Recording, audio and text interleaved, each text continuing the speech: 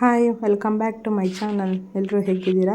ಎಲ್ಲರದ್ದು ಹಬ್ಬ ಎಲ್ಲ ಮುಗೀತು, ಹಬ್ಬದ ಕೆಲಸ ಮುಗ್ದಿದೆ ಅಂದ್ಕೊಳ್ತೀನಿ. ನೆಕ್ಸ್ಟು ಗೌರಿ ಹಬ್ಬಕ್ಕೆ ಪ್ರಿಪ್ರೇಷನ್ ಎಲ್ಲ ಹೇಗೆ ನಡೀತಾ ಇದೆ ಅಂತ ಹೇಳಿ.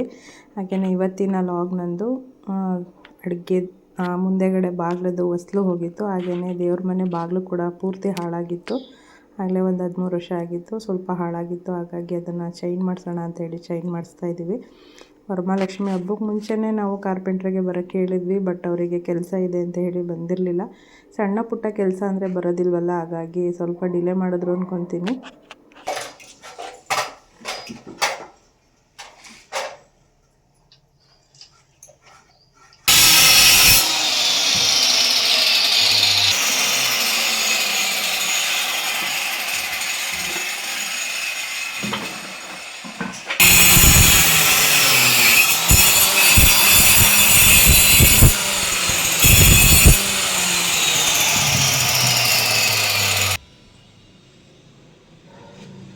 ಇದು ಒಳಗೆ ತಳ್ತೀನಿ ಸಿಮೆಂಟ್ ಮಾಡಿಸ್ಕೊಂಡ್ರೆ.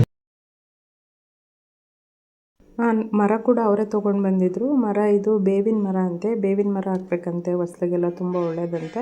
ಹಾಗಾಗಿ ಅವರೇ ತೊಗೊಂಡು ಬಂದಿದ್ದರು. ಅದು ಯಾವ ಥರ ಫಿಕ್ಸ್ ಮಾಡಿದ್ರು ಅಂದರೆ ತುಂಬಾ ಕಷ್ಟನೇ ಆಯಿತು. ಅದು ಹೊಸ ಮನೆ ಬಾಗಿಲೆಲ್ಲ ಕುಂಡಿಸ್ಬಿಡ್ಬೋದು, ಹಳೆ ಮನೆಗೆ ಈ ಥರ ಸ್ವಲ್ಪ ಕೆಲಸ ಅಂದರೆ ಅವ್ರಿಗೂ ರಿಸ್ಕ್ ಆಗುತ್ತೆ. ಹಾಗೆ ಮನೆ ಒಳಗಡೆ ಇದ್ದು ನಾವು ಕೆಲಸ ಮಾಡಿಸ್ಕೊಳ್ತೀವಿ ಅಂದರೆ ನಮಗೂ ಕೂಡ ತುಂಬಾ ರಿಸ್ಕ್ ಆಗುತ್ತೆ. ಅದರಲ್ಲೂ ದೇವ್ರ ಮನೆ ಎಲ್ಲ ತೆಗೆದುಬಿಟ್ಟು ತುಂಬ ಹಾಳಾಗಿತ್ತು. ಆ ಮರಗಳೆಲ್ಲ ನಾನು ನಿಮಗೆ ತೋರ್ಸೋಕ್ಕೆ ಹೋಗಿಲ್ಲ. ಈಗ ಇಲ್ಲಿ ಮರಗಳೆಲ್ಲ ಹಾಕಿ ನೀಟಾಗಿ ಮಾಡಿದ್ದಾರೆ. ಧೂಳು ಎಷ್ಟಾಗಿತ್ತು ಅಂತ ನಿಮಗೆ ತೋರಿಸ್ತೀನಿ, ವಿಡಿಯೋ ನೋಡ್ತಾ ಹೋಗಿ. ಫೈನಲಾಗಿ ಆಗಿದೆ. ಆಮೇಲೆ ಕೆಳಗಡೆ ವಸ್ತು ನಮ್ಮದು ಸ್ವಲ್ಪ ಎತ್ತರ ಮಾಡಿಬಿಟ್ಟಿದ್ರು ನಾವು ಸ್ಟಾರ್ಟಿಂಗಲ್ಲಿ ಮಾಡಿಸಿದಾಗ.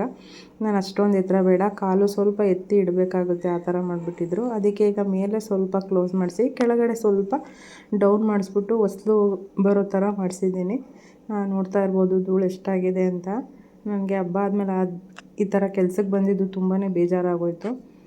ಯಾಕೆಂದರೆ ಮನೆ ಕೆಲಸ ಅಂದರೆ ಆಲ್ಮೋಸ್ಟು ಲೇಡೀಸ್ಗೆಲ್ಲ ಗೊತ್ತಿರುತ್ತೆ ಯಾವ ಥರ ಕ್ಲೀನ್ ಮಾಡ್ಕೊಳ್ತೀವಿ ಅಂತ. ಈ ಥರ ಸಣ್ಣ ಸಣ್ಣ ಧೂಳಂತೂ ತುಂಬಾ ಒಳಗಡೆ ಎಲ್ಲ ಕಟ್ ಮಾಡ್ಕೊಂಡಿದ್ರು.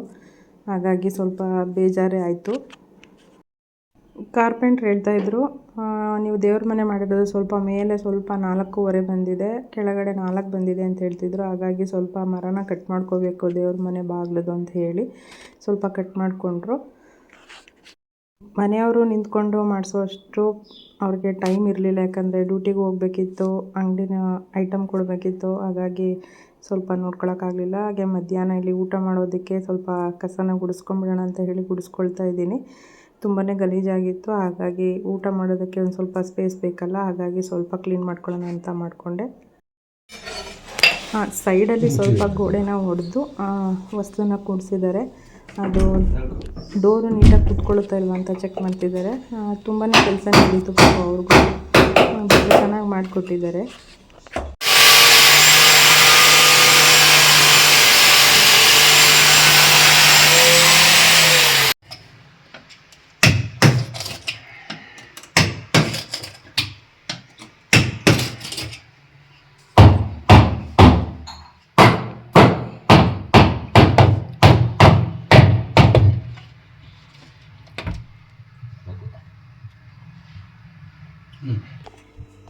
ಆಗಲೇ ಹೇಳಿದ್ನಲ್ಲ, ದೇವ್ರ ಮನೆ ಕೆಲಸನೇ ಸ್ವಲ್ಪ ಜಾಸ್ತಿ ಹಿಡಿತು. ಟೈಮ್ ಆಗಲೇ 7 ಗಂಟೆ ಆಗಿತ್ತು. ಪಾಪ 7 ಗಂಟೆವರೆಗೂ ಕೆಲಸ ಮಾಡಿದ್ರು. ಪಾಪ ಅವರಿಗೆ ಗವಿಮಠದಿಂದ ಸ್ವಲ್ಪ ಮುಂದೆ ಹೋಗ್ಬೇಕಂತೆ. ಇವ್ರಿಗೆ ಬಸ್ ಸಿಕ್ಕಲ್ಲ ಅಂತ ಹೇಳ್ತಾಯಿದ್ರು. ಹಾಗೆ ಇನ್ನೊಬ್ಬರು ಸುರೇಶ್ ಅಣ್ಣ ಅಂತ ಹೇಳಿ ಅವರು, ನಾನು ಕರ್ಕೊಂಡೋಗ್ಬಿಡ್ತೀನಿ, ಇದು ಕಂಪ್ಲೀಟ್ ಮಾಡಿಬಿಡೋಣ ಇವತ್ತು ಅಂತ ಹೇಳಿ ಮಾಡಿಕೊಟ್ರು.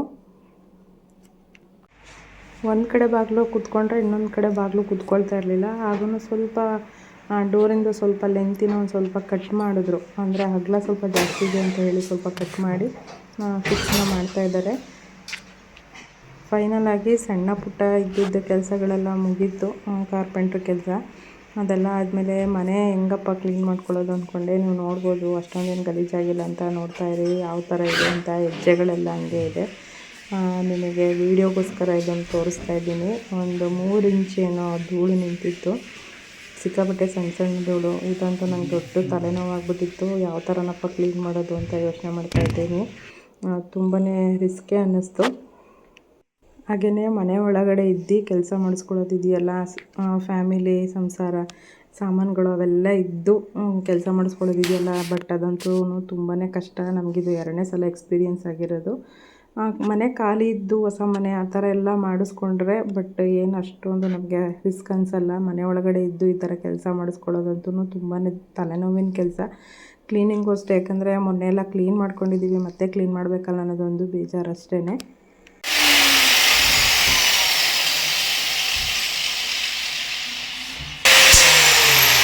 ಇದು ಕಟ್ಟಾಗಿ ಇದು ನೋಡಿಲಿ ಶೇಪ್ ಬಂದ್ಬಿಡಿ, ಇಲ್ಲಿ ಬಂದ್ಬಿಡಿ ಸಾಕಷ್ಟು ಮೇಲ್ಗಡೆ ಅದಕ್ಕೆ ಕವರ್ ಆಗುತ್ತೆ.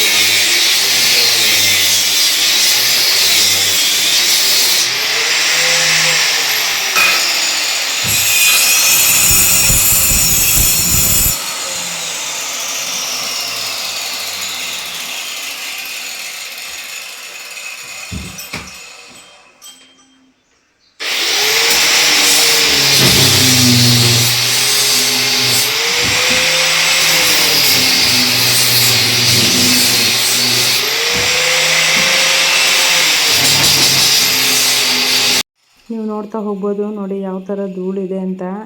ಎರಡೂ ಮನೆಗೂ ಧೂಳಾಗ್ಬಿಟ್ಟಿತ್ತು. ಯಾವ ಥರ ಕ್ಲೀನ್ ಮಾಡ್ತೀನಿ ಅಂದ್ಬಿಟ್ಟು ನನಗೆ ನಿಜವಾಗ್ಲೂ ತುಂಬಾ ಬೇಜಾರಾಯಿತು. ಏನೂ ಮಾಡೋಕ್ಕಾಗಲ್ಲ, ಅಡ್ಜಸ್ಟ್ ಮಾಡ್ಕೊಳ್ಳೇಬೇಕು ಜೀವನ.